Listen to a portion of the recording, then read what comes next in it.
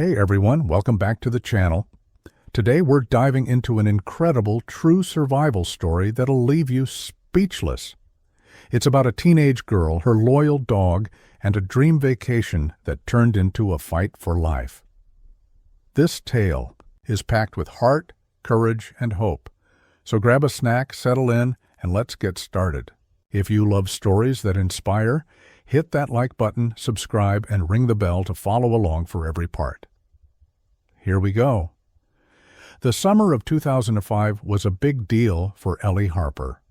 At 18, she just powered through her college entrance exams, burning the midnight oil for weeks in her cozy Seattle suburb. Her room was a mess of study guides and sticky notes, but she'd aced her tests, and her parents, Mark and Susan, couldn't be prouder. To celebrate, they surprised her with a week-long trip to a fancy resort in Hawaii. "You deserve this, kiddo," Mark said, handing her the plane tickets. Ellie's eyes lit up. A beach, sunshine, and no textbooks. It was a dream come true. Ellie wasn't going alone, though. Her best friend Max was coming too. Max was a golden retriever, 8 years old, with a wagging tail and a heart bigger than Puget Sound. She'd raised him since he was a puppy, back when she was just 10, scraping her knees and dreaming of adventures. Max was her shadow through school dramas, late-night study sessions, and quiet moments when she just needed a friend. "No way I'm leaving you behind," Ellie told him, scratching his ears as she packed her suitcase. The Harper house buzzed with excitement the day before the trip. Susan helped Ellie fold her new swimsuits, joking about her terrible packing skills. "You're going to need more than flip-flops and dog treats," she teased. Mark, a high school math teacher, was double-checking the travel itinerary, making sure Ellie's flight was set. Max bounced around, sensing the energy, his collar jangling. "He's ready for the beach," Ellie laughed, tossing him a tennis ball. That night, the family sat down for a big dinner. Spaghetti, Ellie's favorite. Mark raised his glass of iced tea. To Ellie, our future college star, and to Max, the best dog in Washington, Ellie grinned, clinking her glass. "To Hawaii," she said. Susan's eyes got misty. "You call us when you land, okay? And send pictures," Ellie promised, hugging them both. For a moment, everything felt perfect. The next morning, July 10th, 2005, the Seattle-Tacoma airport was a whirlwind. Travelers dragged suitcases, kids ran around, and announcements blared over the speakers. Ellie checked in, Max's travel crate approved for the cabin. He'd ride right next to her, a special perk her parents had paid for. At the gate, Marky and Susan pulled her into a group hug. "Have the time of your life," Mark said, his voice thick. Susan slipped a small photo of the three of them into Ellie's backpack. "For luck," she whispered. Ellie knelt to pet Max, who licked her face. "We're going to have so much fun, buddy," she said. With a final wave, she boarded the plane, her heart soaring. The cabin was packed, but Ellie found her seat by the window, Max's crate secured beside her. She tucked the family photo into her pocket, smiling. The flight attendants were friendly, offering snacks and checking on Max. "He's a charmer," one said, and Ellie beamed. As the plane taxied, Ellie looked out at the gray Seattle sky. "Next stop, paradise," she told Max, who thumped his tail. The engines roared and the plane lifted off, climbing into the clouds. Ellie leaned back, imagining palm trees and warm sand. She pulled out a book, a mystery novel, her favorite genre, but kept glancing at Max, making sure he was comfy. "You're gonna love chasing waves," she said, picturing him running on the beach. About an hour in, the plane hit a patch of turbulence. The seatbelt sign pinged on, and Ellie tightened her grip on her book. "Just a little bumpy, Max," she said, reaching into his crate to stroke his fur. The captain's voice came over the intercom, calm but firm. "Folks, we're hitting some rough air. Please stay seated." Ellie wasn't worried. She'd flown before, and Max seemed fine, his eyes bright. The turbulence passed, and Ellie relaxed, sipping a soda and flipping through her book. The other passengers chatted or dozed. the cabin humming with the usual flight noise. Outside, the sky was darkening, the sun dipping below the horizon. Ellie imagined her parents at home, probably watching TV or planning their own summer trip. She couldn't wait to call them from the resort, maybe even sneak Max a bite of her dinner. 2 hours into the flight, everything was still smooth. Ellie was halfway through a chapter when the plane jolted again, harder this time. A murmur rippled through the cabin. Max whined softly, and Ellie leaned down. "It's okay, boy," she said, but her stomach tightened. The seatbelt sign stayed on, and the flight attendants moved quickly, their smiles gone. Ellie looked out the window, seeing only endless black sky and ocean below. Then the captain's voice crackled again, this time with an edge. "Ladies and gentlemen, we're experiencing some technical issues. Please remain calm and follow crew instructions." Ellie's heart skipped. Technical issues? She clutched Max's crate, her mind racing. The plane dipped suddenly, and gasps filled the air. Ellie whispered to Max, "We're going to be fine," but her voice shook. Outside, the ocean stretched on, vast and unyielding, as the plane began to falter. The plane lurched again, and Ellie Harper's heart pounded in her chest. The cabin lights flickered, and a sharp buzz filled the air, like a warning no one could ignore. Max, her golden retriever, whined louder from his crate beside her, his brown eyes wide with fear. "It's okay, buddy," Ellie said, her voice trembling as she reached for him. But it wasn't okay. The captain's words, "technical issues," echoed in her head. 2 hours into their flight from Seattle to Hawaii, July 10th, 2005, something was terribly wrong. Passengers stirred, their murmurs turning to gasps. A woman across the aisle clutched her armrests, whispering prayers. A kid a few rows up started crying. Ellie glanced out the window, but all she saw was darkness, the Pacific Ocean swallowing the last traces of twilight. The plane dipped again, sharper this time, and soda cans rolled down the aisle. Ellie's book slid to the floor, forgotten. She gripped Max's crate, her knuckles white. The flight attendants moved fast, securing carts and checking seatbelts. One of them, a young guy with a tight jaw, paused by Ellie. "Stay calm, miss," he said. But his eyes betrayed him. They were scared, too. "What's happening?" Ellie asked, her voice barely steady. He didn't answer, just moved on, shouting for everyone to brace. Max barked, a sharp, desperate sound, and Ellie's stomach twisted. She'd never heard him like that. The captain's voice crackled through the intercom, strained now. "Folks, we've lost navigation signals. We're working to stabilize. But please brace for impact." Brace for impact? Ellie's mind reeled. This couldn't be real. She was supposed to be sipping lemonade on a beach, not... She shook her head, forcing the thought away. "We're going to make it, Max," she said, more to herself than to him. She leaned down, pressing her forehead to his crate, his warmth, grounding her. The plane shuddered violently, and the overhead bins rattled. Screams erupted, and Ellie's seatbelt dug into her hips. She tucked her head down, arms wrapped around her knees, just like the safety card showed. Her thoughts flashed to her parents, Mark and Susan, back in Seattle. They'd be waiting for her call, picturing her safe in Hawaii. The photo Susan had slipped into her backpack, the three of them smiling, felt like a lifeline. "I'm not giving up," she whispered. Then the world exploded. A deafening roar swallowed everything. As the plane plummeted, Ellie's body slammed against her seat, her scream lost in the chaos. Metal groaned, glass shattered, and the air filled with smoke. Max's barks cut through the noise, then went silent. The impact hit like a tidal wave, jarring her bones, and everything went black. When Ellie opened her eyes, pain seared through her. Her left arm throbbed, bent at a wrong angle. Blood trickled down her face, warm and sticky. She was slumped against a jagged piece of the plane's wall. The cabin, torn open like a crushed can. The smell of fuel and salt stung her nose. Waves lapped somewhere close, and a hot, humid breeze carried the scent of jungle. She wasn't in the ocean. She was on land. An island. "Max," she croaked, her throat raw. She turned, wincing, and saw his crate, crumpled but intact. Her heart stopped. Max! She crawled over, ignoring the pain shooting through her arm. The crate's door was bent, and inside, Max lay still, his golden fur matted with blood. No, no, no, Ellie sobbed, prying the door open with her good hand. She touched his side, praying for a heartbeat, but he was gone.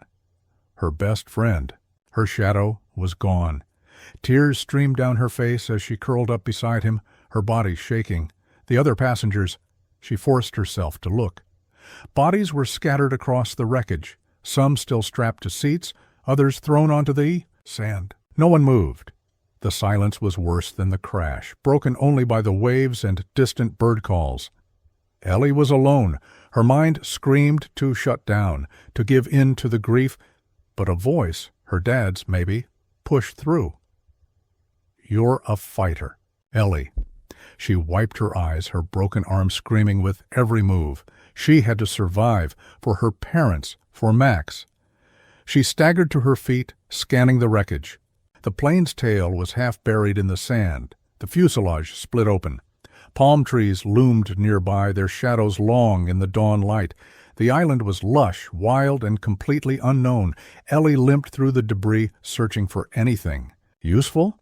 She found a first aid kit, its case cracked but contents intact, bandages, antiseptic, painkillers. A few water bottles were wedged under a seat, and she grabbed them, her hands shaking. A backpack, hers, miraculously, lay in the sand, the family photo still inside. She clutched it, her chest tight. "I'll get home," she whispered, though she didn't know how.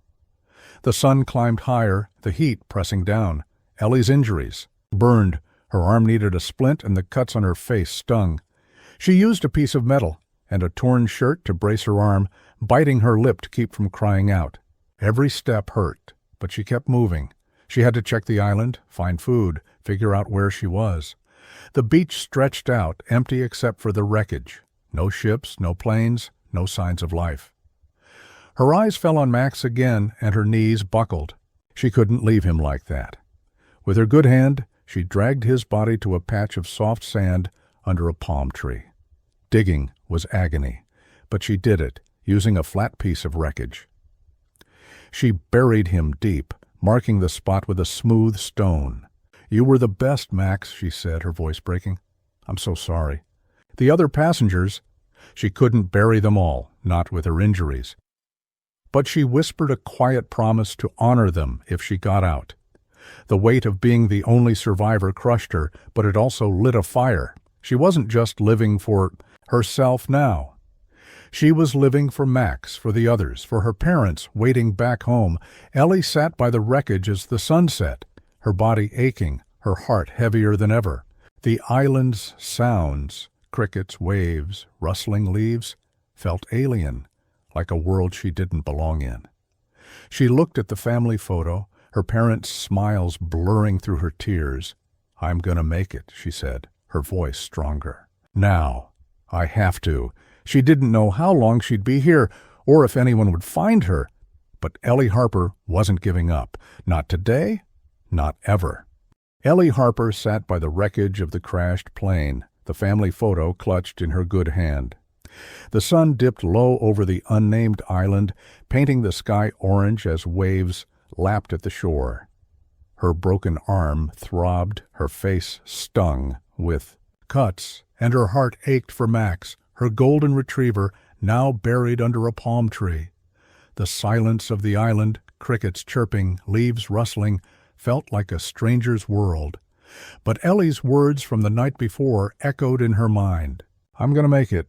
It was July 11th, 2005, her first full day as the only survivor of the doomed flight to Hawaii. She had to keep going, for her parents, for Max, for herself. The morning sun burned hot, and Ellie's throat was dry. She sipped from one of the water bottles she'd salvaged, rationing it carefully. Her stomach growled, but food was a problem she hadn't solved yet. The first aid kit had helped. Bandages covered her cuts, and painkillers dulled the ache in her arm. But she needed more than that to survive. She stood, wincing, and scanned the wreckage. The plane's remains were scattered across the beach. a grim reminder of the crash that had taken Max and everyone else. She pushed the thought away. Focus, survive. Ellie limped through the debris, her splinted arm awkward but functional. She found a few more supplies, a blanket, a half-crushed box of granola bars, a plastic tarp. Her backpack, still intact, held her mystery novel, a pen, and the photo of her parents, Mark and Susan. She tucked the photo into her pocket, a talisman against despair. "You'd tell me to keep moving, Dad," she whispered, picturing Mark's steady voice. The island was a mystery, lush with palm trees, vines, and thick jungle beyond the beach. No roads, no houses, no signs of people. Ellie's heart sank, but she refused to give in. She needed shelter, food, and a way to signal for his help. The beach was wide with soft sand and scattered rocks, but the jungle loomed dark and intimidating. She decided to start with shelter, something to protect her from the heat and whatever else this place held. Using a jagged piece of the plane's fuselage, Ellie dragged the tarp to a spot near the tree line. Every move sent pain shooting through her arm, but she gritted her teeth. She propped the tarp against a fallen log, tying it with strips of fabric from a torn seat cover. It wasn't pretty, but it was shade. She spread the blanket inside, creating a small, safe space. "Home sweet home," she muttered, trying to smile. It felt wrong without Max's tail thumping beside her. Food was next. The granola bars wouldn't last long, and her water was already half gone. Ellie remembered camping trips with her dad, how he'd taught her to look for edible plants. The jungle might have fruit, but it could also have snakes, or worse. She stayed close to the beach, spotting a cluster of coconut trees. The nuts were high up, and climbing with a broken arm was a bad idea. She found a long stick and poked at the lower branches, knocking down 2 coconuts. They hit the sand with a thud, and she cheered a small victory. Cracking them open was harder. She smashed one against a rock, her good hand aching from the effort. The sweet water inside was a lifeline, and the white flesh filled her empty stomach. "Not bad," she said, imagining Max begging for a bite. The thought stung, and tears welled up. She let them fall, sitting by her shelter as the jungle buzzed around her. Ellie knew she couldn't stay by the wreckage forever. She needed to explore, to understand this island. With the sun at its peak, she walked along the beach, her sneakers sinking in the sand. The shore curved around a rocky outcrop, revealing more jungle and a small stream trickling into the sea. Fresh water, she almost cried with relief. She filled her bottles, the cool water soothing her parched throat.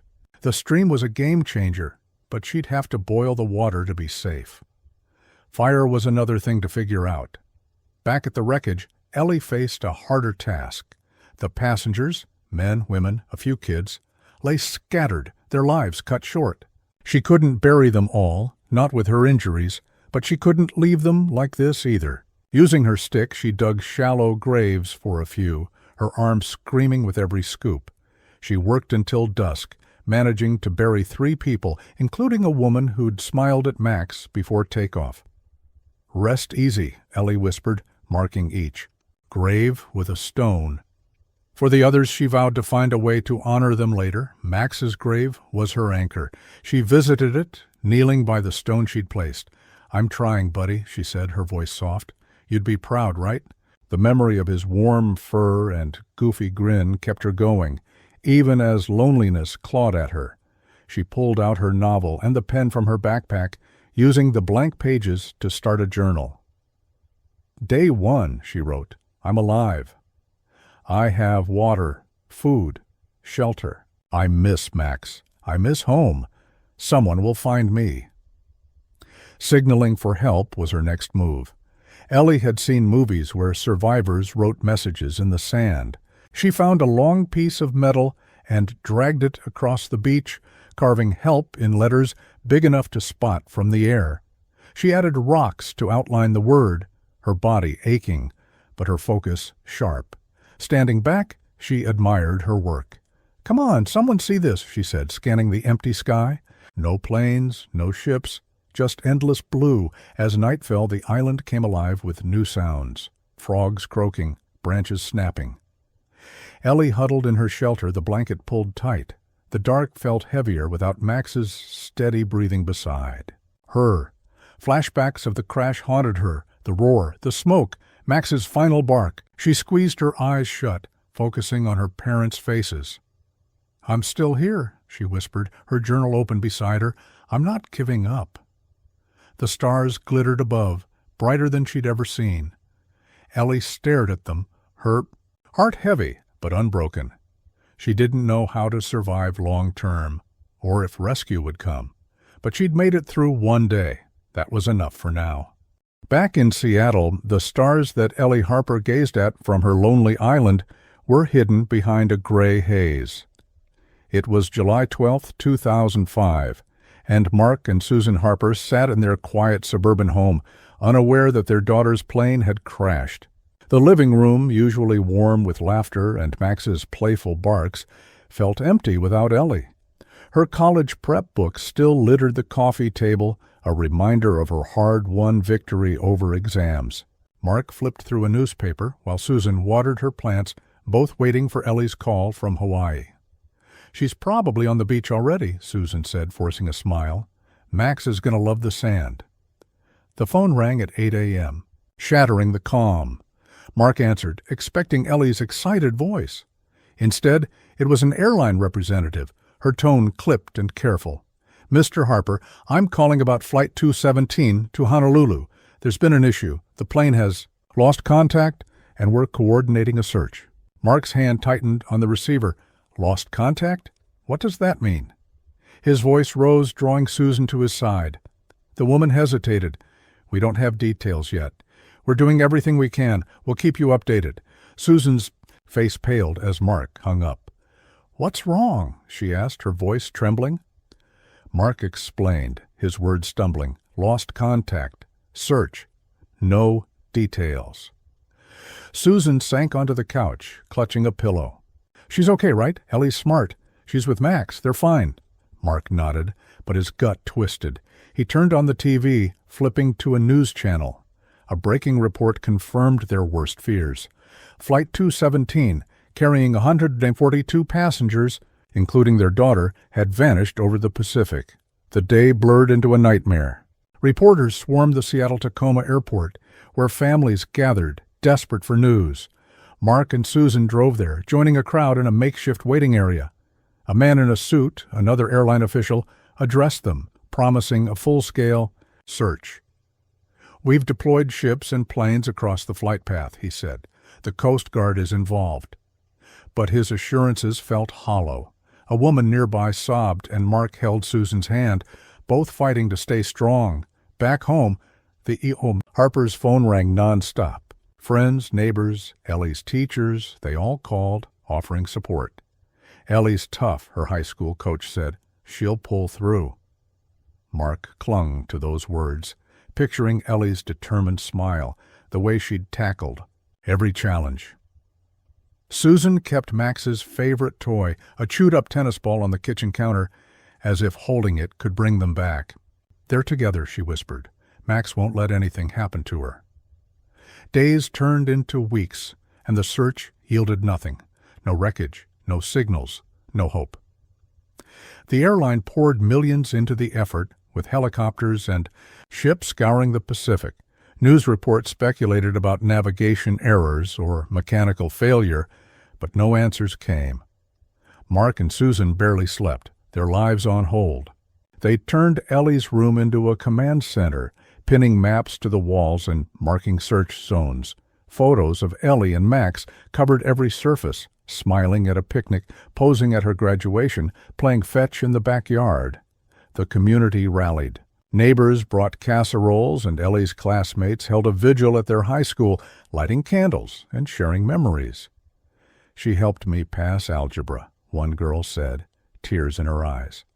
Mark spoke at the vigil, his voice steady despite the pain. "Ellie's a fighter. She's out there, and we're going to bring her home." The crowd cheered, but Susan, standing beside him, felt the weight of fading hope. The ocean was too vast, the silence too loud. By August, the airline scaled back the search, citing low probability of recovery. They offered compensation, a hefty sum that felt like a bribe to move on. Mark refused to touch it at first, but Susan convinced him to use it for answers. "We can't give up," she said, her eyes red from crying. Mark hired a private search team, a group of ex-military pilots who promised to keep looking. They flew over remote islands, scanned uncharted waters, but every mission ended the same. Nothing. The strain took its toll. Mark grew quieter, spending hours staring at maps, convinced Ellie was alive. "She's smart, Susan. She'd find a way to survive." Susan wanted to believe him, but doubt crept in. She'd wake up screaming Ellie's name, her dreams filled with crashing waves. The house felt like a museum frozen in time. Max's leash hung by the door, untouched. Ellie's favorite hoodie lay on her bed, waiting for her to come back. Fall came, and the news cycle moved on.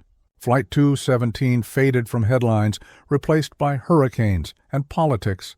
The Harpers' friends stopped calling as often, their sympathy turning to awkward silence. "They think she's gone," Susan said one night, her voice bitter. Mark shook his head. "They're wrong. I know my girl." He pulled out a photo of Ellie at 10, holding a squirming puppy Max, both grinning. "She's out there, Susan. I feel it." The private search team burned through the compensation money by October with no results. Their lead pilot, a gruff man named Tom, sat Mark down. "I'm sorry, Mr. Harper. We've covered every inch." "We can? The ocean's too big." Mark's face hardened. "Then we'll find another way." But Tom's words lingered, a crack in Mark's resolve. Susan, exhausted, begged him to slow down. "We're losing ourselves, Mark. We need to live for Ellie." He didn't answer, just walked to the pier near their house, staring at the water. At the pier, the same one where Ellie and Max used to chase seagulls, Mark stood alone. The waves rolled in, endless and cold, hiding the truth. He thought of Ellie's laugh, her stubborn streak, the way she'd never quit. "You're out there, kiddo," he said, his voice breaking. "I'm not giving up on you." The stars above were faint, but they were the same stars Ellie might be seeing wherever she was. Mark held on to that, a fragile thread of hope, in a world that felt emptier every day. The stars above Ellie Harper's island twinkled like a promise, the same stars her father, Mark, gazed at from a Seattle pier, vowing to find her.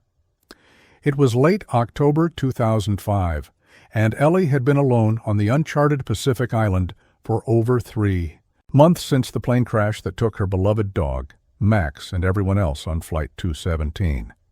Her broken arm was healing, though it ached in the humid air. The cuts on her face had scabbed over, leaving faint scars. Her shelter, a tarp and wreckage propped against a log, was her only refuge. But Ellie was no longer the scared girl who'd woken up in the wreckage. She was a survivor, and she was learning to live in this wild, lonely place. Each morning began with a ritual. Ellie knelt by Max's grave, the stone marker worn smooth by her touch. "Hey, buddy," she said, her voice soft. "Another day. Wish you were here." The words kept her grounded, a tether to the life she'd lost. She pulled out her journal, scribbled in the blank pages of her mystery novel. "Day 94, she wrote. Found more fish yesterday. Shelter held up in the rain. I'm still here, Mom. Dad." Writing felt like talking to them, even if they'd never read it. Survival was a daily fight. Ellie had mastered cracking coconuts, her good, hand calloused from smashing them against rocks. The stream she'd found provided water, but boiling it was tricky without a proper pot. She'd scavenged a metal tray from the wreckage, using it over a small fire she'd learned to build with dry sticks and a lighter from a passenger's bag. The first time the flames caught, she'd whooped, a spark of pride in her chest. "Look at that, Max," she'd said, grinning at the empty air. Food was her biggest challenge. The granola bars were long gone, and coconuts weren't enough. Ellie had taught herself to fish using a sharpened stick as a spear. Her first catch, a small silver fish, had been a triumph, even if it tasted awful raw. She'd since figured out how to cook over the fire, the smoky flavor, a small comfort. The jungle tempted her with fruit, but she was cautious. A red berry had made her sick for days, and she stuck to bananas she'd found in a grove, their sweet taste a rare treat. Her shelter had improved too. Ellie had reinforced it with more wreckage, weaving palm fronds to keep out the rain. Storms were frequent, rolling in with thunder that shook her bones. During one, the tarp had nearly blown away, and she'd clung to it in the howling wind, soaked and shivering. "Not today," she'd growled, tying it down tighter. The memory of her dad's camping lessons, "Always secure your tent, kiddo," had saved her. She'd laughed through chattering teeth, imagining him proud. Loneliness was harder than hunger. Nights were the worst, when the island's sounds, frogs, rustling leaves, felt like whispers of a world that didn't want her. Ellie fought it by talking to Max, her voice filling the silence. "You'd love this fire, buddy," she'd say, poking the flames. "You'd be chasing every crab on this beach." She'd carved a small wooden figure of him from a piece of driftwood, using a sharp metal shard. It sat by her shelter, a clumsy but precious reminder of his goofy grin. Hope kept her going, but it was fading. The help sign she'd carved in the sand was still there, outlined with rocks, but no planes or ships had passed. Ellie climbed a rocky hill each day, scanning the horizon. The ocean stretched endlessly, mocking her. She'd scream sometimes, her voice lost in the wind just to feel alive. "Someone's coming," she'd tell herself. But doubt crept in. What if no one ever found her? Flashbacks haunted her, the plane's roar, Max's final bark, the faces of the passengers she couldn't save. She'd wake up gasping, her heart racing, the journal clutched like a lifeline.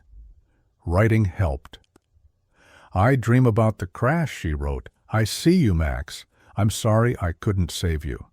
But guilt was heavy, and she pushed it down, focusing on the next task, fixing the shelter, finding food, keeping the signal fire burning. The fire was her obsession. Ellie gathered dry wood daily, piling it high to make smoke visible from miles away.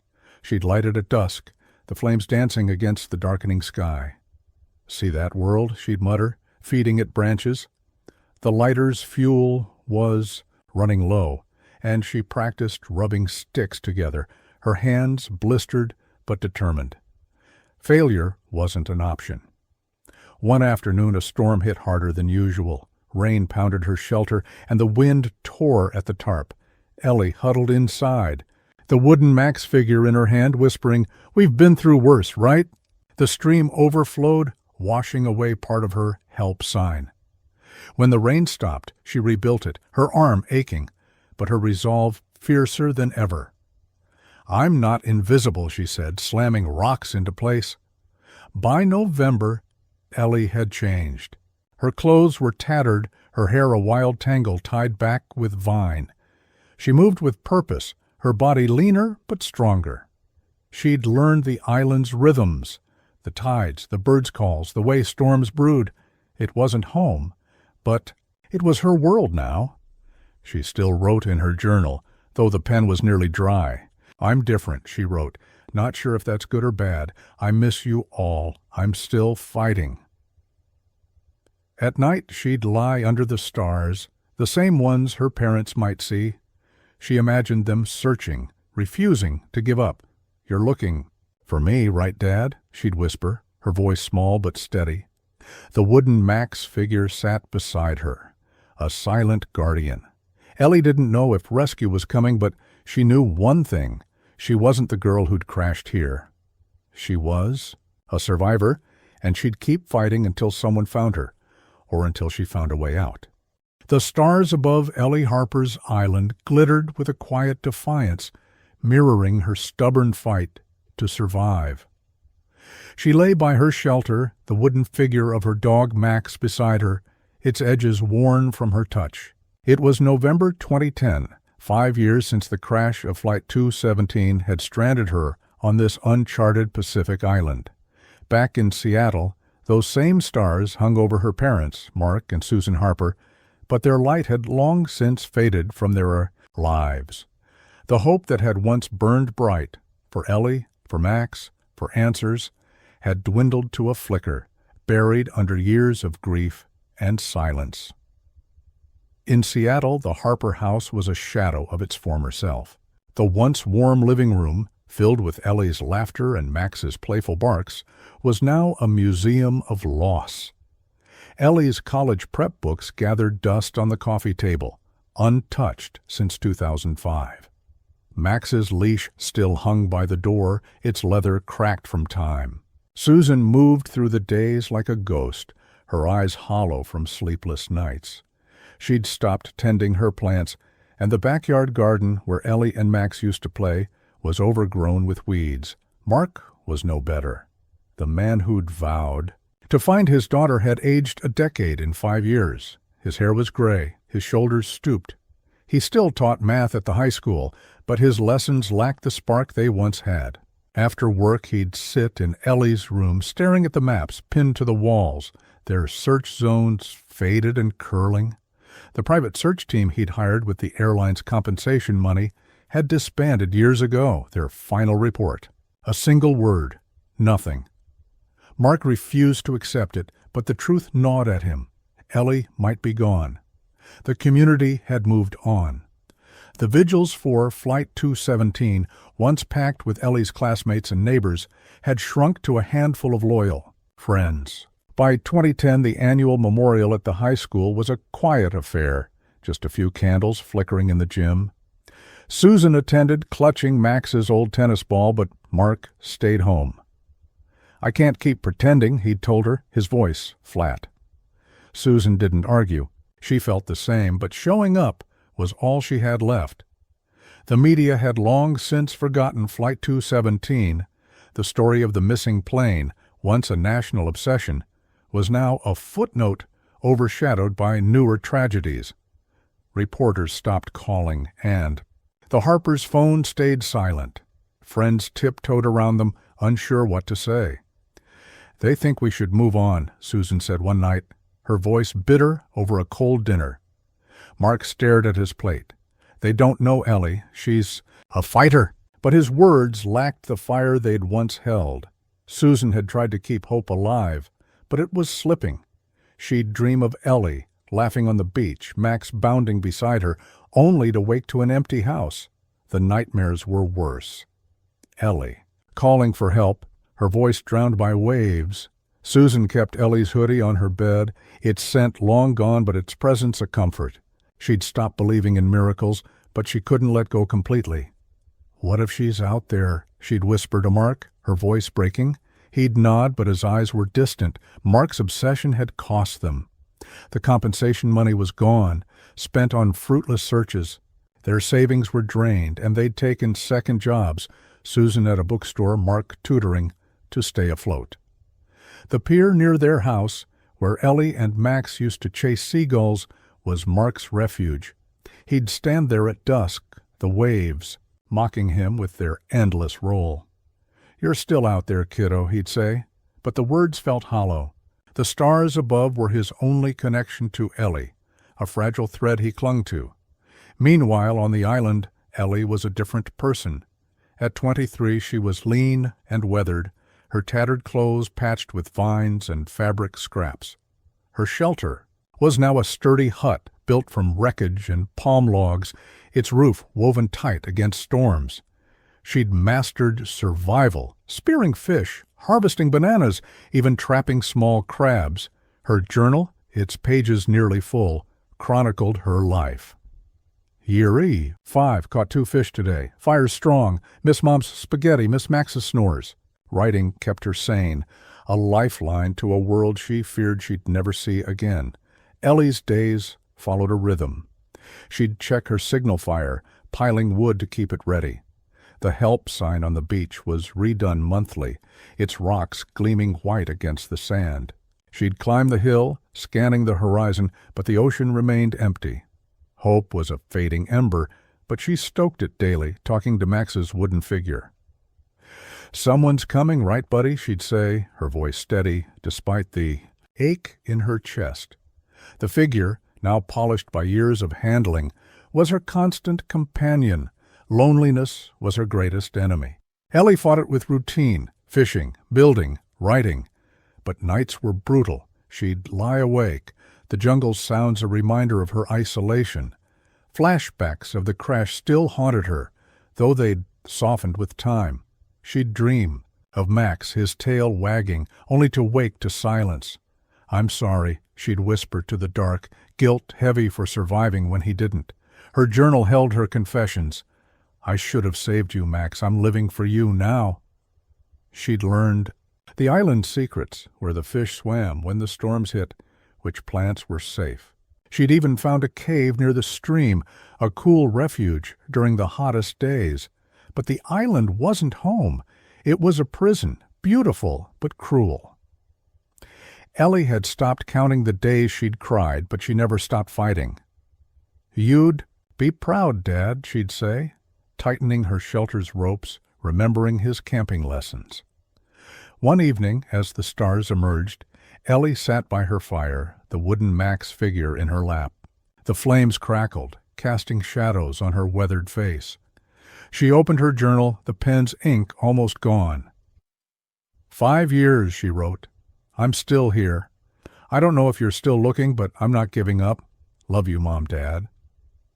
She looked at the stars, the same ones her parents might see.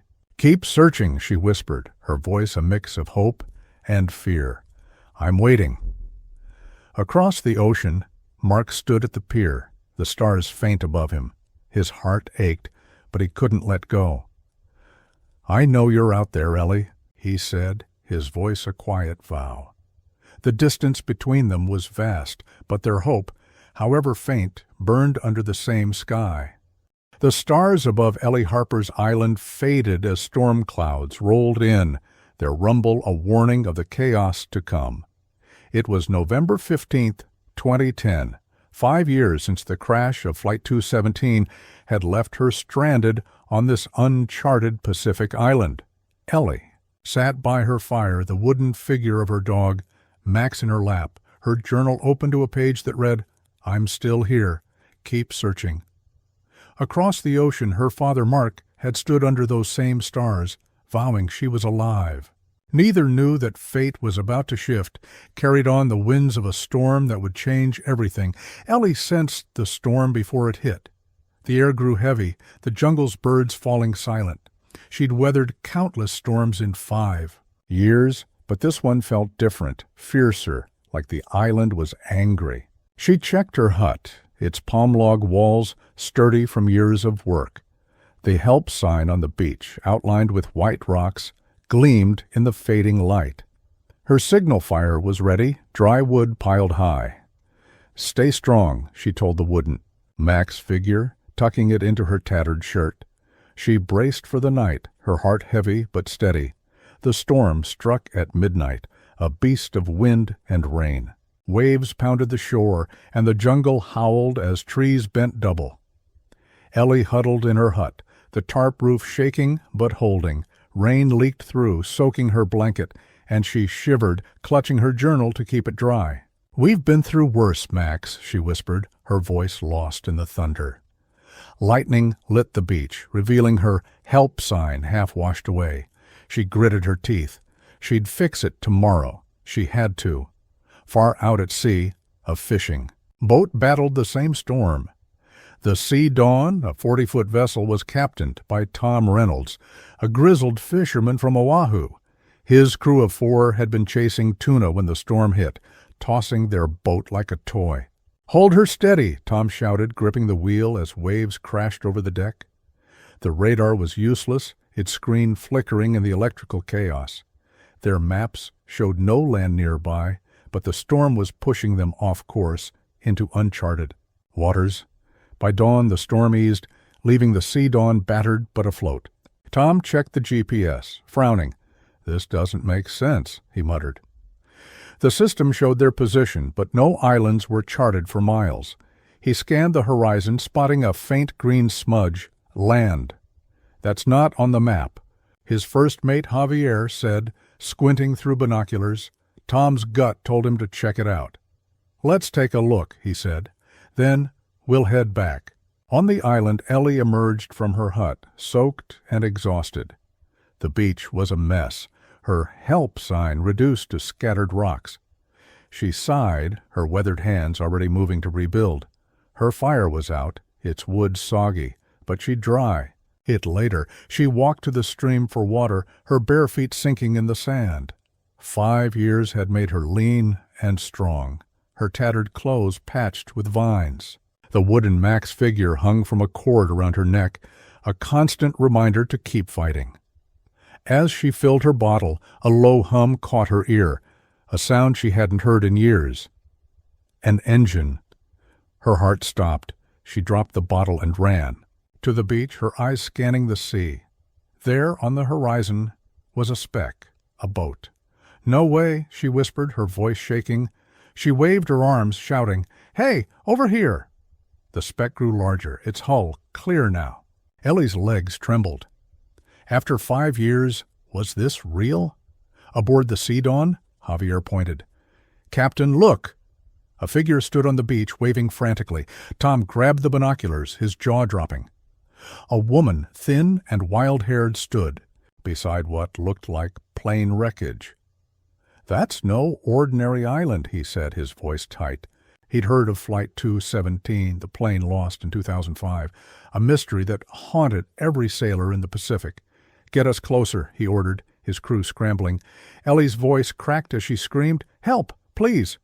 Her throat burned, but she didn't stop. The boat turned toward her, its engine roaring. Tears streamed down her face, mixing with the salt on her skin. She fell to her knees, the wooden Max figure clutched in her hands. "They're here, Max," she sobbed. "They found us." The boat dropped anchor, and a small dinghy splashed into the water, 2 men rowing toward shore. Tom reached the beach first, his boots sinking in the sand. The woman, Ellie, stood trembling, her eyes wide with hope and fear. "I'm Tom Reynolds," he said, his voice gentle. "You're safe now." Ellie's legs gave out, and he caught her, her thin frame shaking. "I'm Ellie Harper," she said, her voice barely a whisper. "Flight 217. I've been here 5 years." Tom's heart sank. He'd prayed for survivors, but to find one now, after so long, was a miracle. Javier spotted the wreckage, its faded metal half buried in the sand. "It's the plane," he said, his voice awed. Tom helped Ellie to the dinghy, wrapping her in a blanket. She held the wooden figure tight, her eyes fixed on the island. "Thank you," she whispered, her voice breaking. Tom nodded, his throat tight. "Let's get you home." On the Sea Dawn, the crew radioed the Coast Guard, their message crackling through the static. "Survivor found, Flight 217, uncharted." Island. The news spread like wildfire, reaching Honolulu, then Seattle. Ellie sat on the deck, wrapped in the blanket, sipping water. The crew treated her gently, offering soup she could barely swallow. Her body was weak, but her spirit burned bright. She looked at the wooden Max figure, her fingers tracing its shape. "We made it," she said. Tears falling, the boat sailed toward Oahu, the island shrinking behind her. Ellie's mind raced. Her parents, her home, the life she'd lost. 5 years had changed her, but the thought of Mark and Susan kept her anchored. "They're waiting." "Right, Max?" she whispered, her voice soft but sure. The stars began to emerge, the same ones she'd watched for years, now guiding her home. Ellie Harper sat on the deck of the Sea Dawn, the fishing boat that had found her after 5 years on an uncharted Pacific island. The stars above twinkled, the same ones she'd watched night after night, whispering to her wooden Max figure about her parents, Mark and Susan. It was November 16th, 2010, and the boat's engine hummed as it sailed toward Oahu, carrying her back to a world she barely remembered. Ellie clutched the carved figure of her dog, Max, her thin fingers tracing its worn edges. "They're waiting for us, right?" she whispered, her voice soft but hopeful. The news of her survival was racing across the ocean, about to shatter the silence that had haunted her family for half a decade.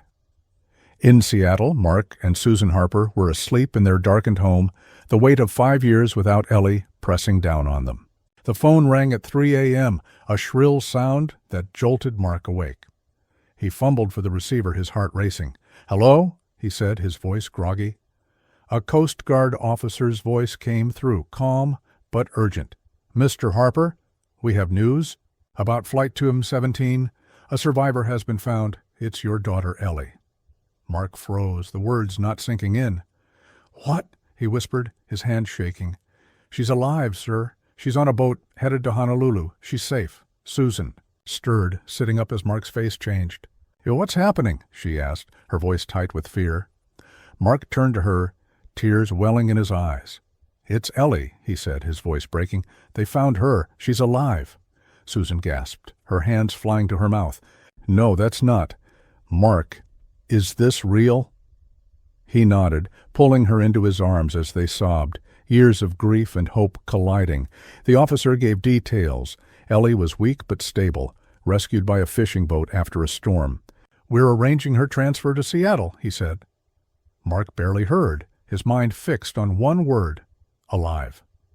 The news spread like wildfire. By morning, TV stations across the country were buzzing with headlines. "Miracle survivor of 2005. Plane crash found after 5 years." Reporters swarmed the Seattle-Tacoma airport, where Ellie's flight from Honolulu was due to land. Mark and Susan drove there in a daze, clutching each other's hands, the pier where Mark had stood, vowing. Ellie was out there, felt like a lifetime ago. Susan held Max's old tennis ball, her fingers trembling. "She's coming home," she whispered, as if saying it would make it real. At the airport, a crowd gathered, reporters, friends, Ellie's old teachers, all drawn by the impossible story. The Harpers waited in a private room, arranged by the airline. Their nerves frayed, Mark paced, his eyes fixed on the door. "What if she's changed?" he said, his voice low. Susan squeezed his hand. "She's our Ellie. That's enough." They'd brought the photo from Ellie's backpack, the one of the three of them smiling, now creased from years of handling. It was their anchor, a promise kept. In Honolulu, Ellie boarded a plane, her first since the crash. The Coast Guard had taken her to a hospital for checks. Malnutrition, healed injuries, but no serious conditions. She was thin, her skin weathered, her hair a tangled mess, but her eyes burned with life. She wore clean clothes from a nurse, the wooden Max figure tucked in her pocket. The flight attendants treated her like a hero, offering soft blankets and warm food. Ellie barely ate, her stomach churning with nerves. "My parents," she said to a nurse escorting her. "They're waiting?" The nurse smiled. "They're counting the minutes."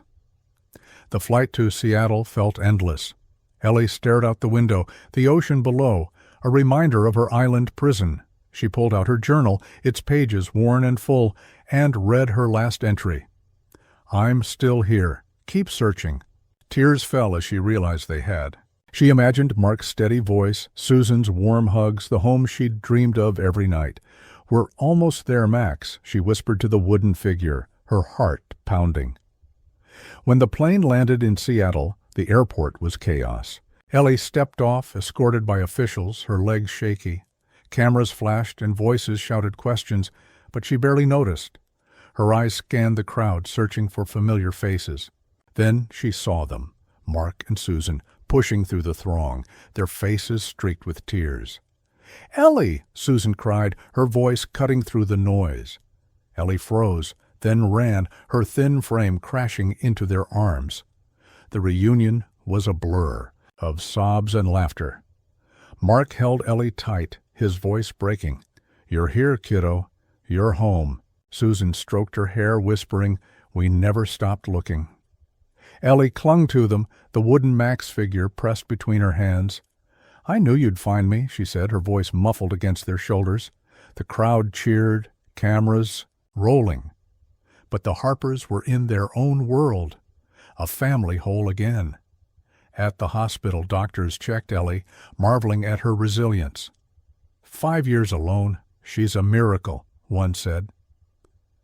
Ellie sat with her parents, sharing pieces of her story, the crash, Max's loss, the island's challenges. When she showed them the wooden Max figure, her voice cracked.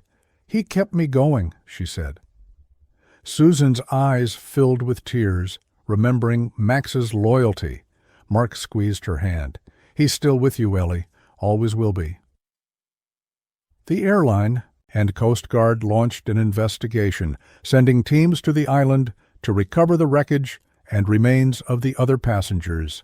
The news called it Ellie's Island, a name that stuck. Reporters camped outside the hospital, hungry for interviews, but the Harpers stayed private, focused on each other. Friends brought flowers and cards, and Ellie's old classmates started a fundraiser to help her rebuild. The world was watching, but all Ellie cared about was the warmth of her parents' hands. That night in her hospital room, Ellie lay awake, Mark and Susan asleep in chairs beside her. The city's hum felt strange after the island's silence, but their presence grounded her. She held the photo from her backpack, the three of them smiling, taken before everything changed. "I never stopped fighting," she whispered, her voice steady. "For you." The stars outside the window shone, the same ones that had guided her through 5 years of darkness, now lighting her way home. Ellie Harper lay in her Seattle hospital room, the family photo, Mark, Susan, and herself smiling, clutched in her hands. The stars outside her window gleamed, the same ones that had watched over her during 5 years on an uncharted Pacific island. It was late November 2010, and Ellie was home, reunited with her parents after the miraculous rescue from the wreckage of Flight 217. Mark and Susan slept in chairs beside her, their presence soothing her weary heart. The wooden figure of her dog Max, carved during her lonely years, sat on the bedside table, a symbol of her survival. But the world outside was waiting for her story, and Ellie was about to step into a spotlight she'd never imagined. The next morning, the hospital buzzed with activity. Doctors cleared Ellie for discharge, marveling at her strength despite malnutrition and healed injuries. "You're a walking miracle," a nurse said, handing her new clothes, jeans, a soft sweater, and sneakers that felt strange after years of bare feet and vines. Ellie gave a faint smile, her fingers brushing the wooden Max figure in her pocket. "I had help," she said, thinking of Max, her parents' hope, and the fishing boat crew who'd found her. Outside, reporters swarmed, cameras trained on the hospital doors. The story of Ellie's Island had gripped the nation, a tale of survival defying all odds. Mark and Susan shielded her as they left, guiding her through flashing lights. "Ellie, how did you survive?" a reporter shouted. "What was it like?" Ellie froze, her throat tight. Mark gripped her shoulder. "Not now," he said firmly, leading her to their car. Susan held her hand, whispering, "You don't owe them anything." Back home, the Harper house felt both familiar and strange. Ellie's room was untouched, her college prep books still on the desk, Max's leash by the door. She sat on her bed, the family photo beside her, and opened her journal, its pages worn from years of writing. "I'm home," she wrote, her hand trembling. "It's real, but it's hard. I miss you, Max. I don't know what's next." The world wanted her story, but Ellie wasn't sure she was ready to share it. The media frenzy grew. Talk shows called, offering. Interviews and newspapers ran headlines. Teen survivor's incredible tale. Ellie's old classmates launched a fundraiser, raising thousands to help her rebuild her life. Friends stopped by, their hugs warm but overwhelming. "You're a hero," her high school friend Sarah said, tears in her eyes. Ellie shook her head. "I just kept going," she said, her voice quiet. The weight of being the only survivor pressed on her, a responsibility to honor those lost, especially Max. After a week, Ellie made a choice. She'd speak, but on her terms. With her parents' support, she agreed to a single live TV interview on a national morning show. the producers, flew the Harpers to New York, where Ellie sat under bright studio lights, her journal and wooden Max figure in her lap. The host, a kind woman named Linda, leaned forward. "Ellie, you survived 5 years alone. How did you do it?" The camera zoomed in, and millions watched. Ellie took a breath, her voice steady but soft. "I wasn't alone," she said. "I had Max, my dog, in my heart. I had my parents, even if they were far away. And I had the other passengers. They didn't make it, but I carried them with me." She told her story simply. The crash, losing Max, building a life on the island. She spoke of her signal fire, her help sign, the storms that tested her. When she held up the wooden Max figure, her eyes glistened. "He kept me going," she said. "I made this to remember him." The studio was silent, the host wiping tears. "You're incredible," Linda said. Ellie shrugged, a faint smile breaking through. "I just wanted to come home." She glanced at Mark and Susan, seated off-camera, their faces glowing with pride. The interview ended with a promise. Ellie would advocate for the families of Flight 2117's other passengers, ensuring their loved ones were never forgotten. The broadcast changed everything. Letters poured in, thousands from strangers moved by Ellie's courage. "You gave me hope," one read. "My brother was on that flight," another wrote. "Thank you for honoring him." Ellie read each one, her heart heavy but full. She visited Max's old vet, donating part of the fundraiser money to an animal shelter in his name. "He'd like that," she told Susan, who nodded, tears falling. The investigation into Flight 217 intensified. Teams returned to the island, recovering wreckage and remains, giving closure to other families. The cause, a navigation system. Failure was confirmed, and the airline faced lawsuits. Ellie stayed out of it, focusing on healing. She started therapy, working through the trauma of the crash and the guilt of surviving. "You did everything you could," her therapist said, and Ellie began to believe it. By spring 2011, Ellie was finding her place. She enrolled in community college, studying environmental science, inspired by the island's wild beauty. She spoke at schools, sharing her story to inspire kids. "You're stronger than you think," she'd say, holding up the wooden Max figure. Mark and Susan rebuilt too, their home alive with laughter again. They framed the family photo, hanging it in the living room, a testament to their unbreakable bond. One evening, Ellie stood at the pier near their house where Mark had vowed to find her. The stars shone bright, and she held the wooden Max figure, her journal tucked under her arm. "We're home, buddy," she said, her voice strong.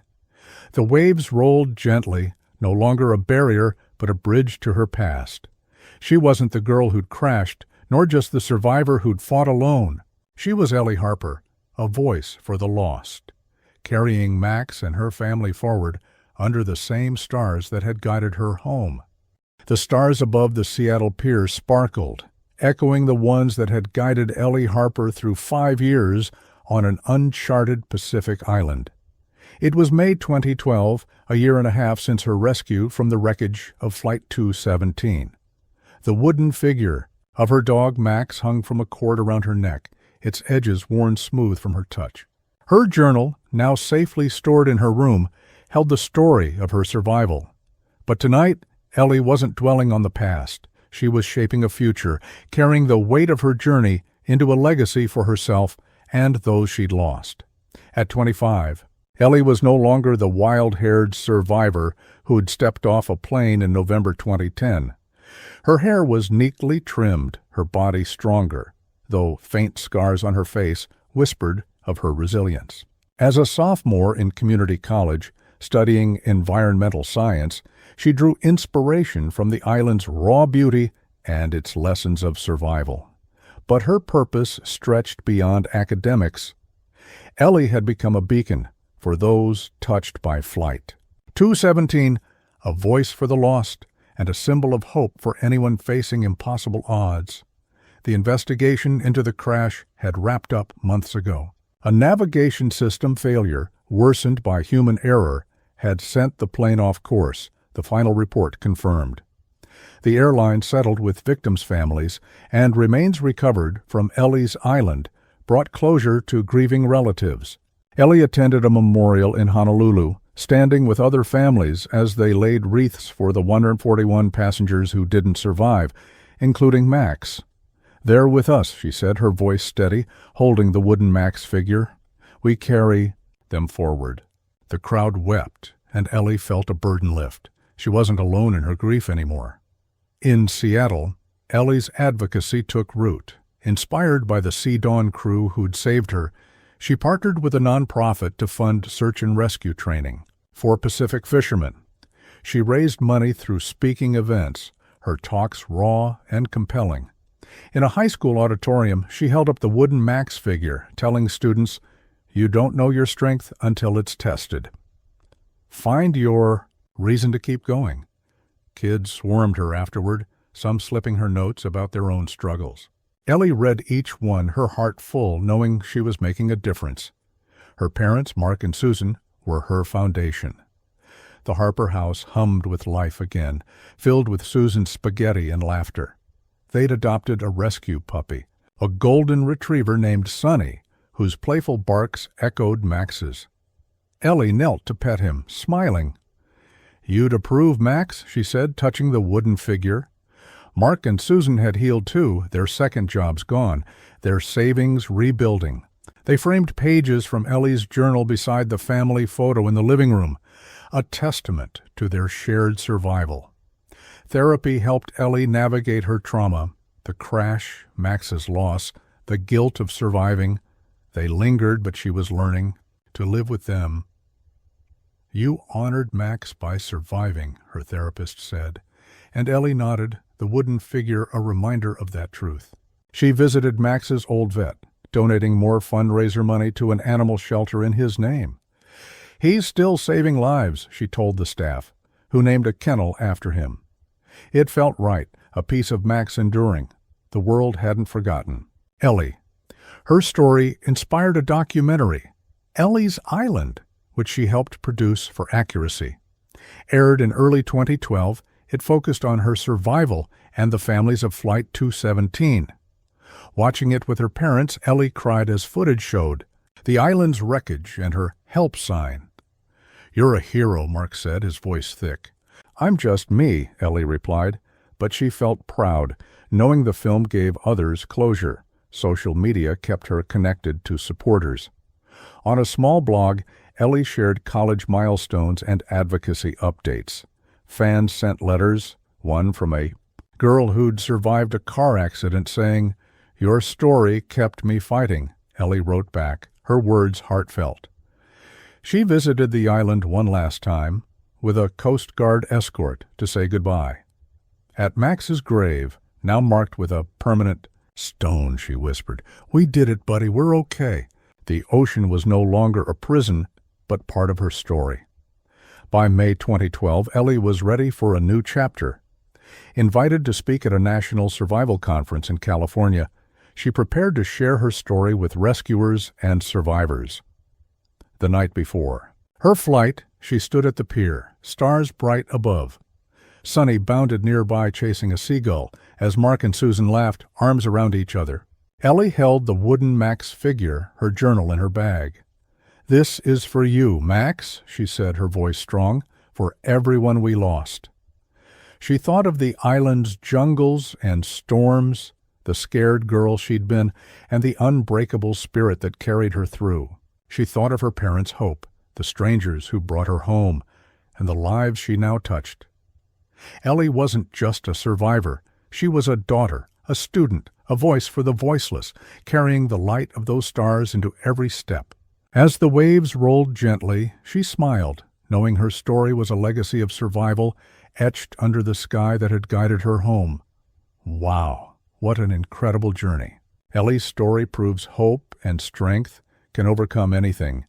If this moved you, hit that like button, share it with someone who needs inspiration, and drop a comment. What part of Ellie's story hit you hardest? Subscribe and ring the bell for more stories that'll touch your heart. Thanks for watching, and I'll see you in the next one.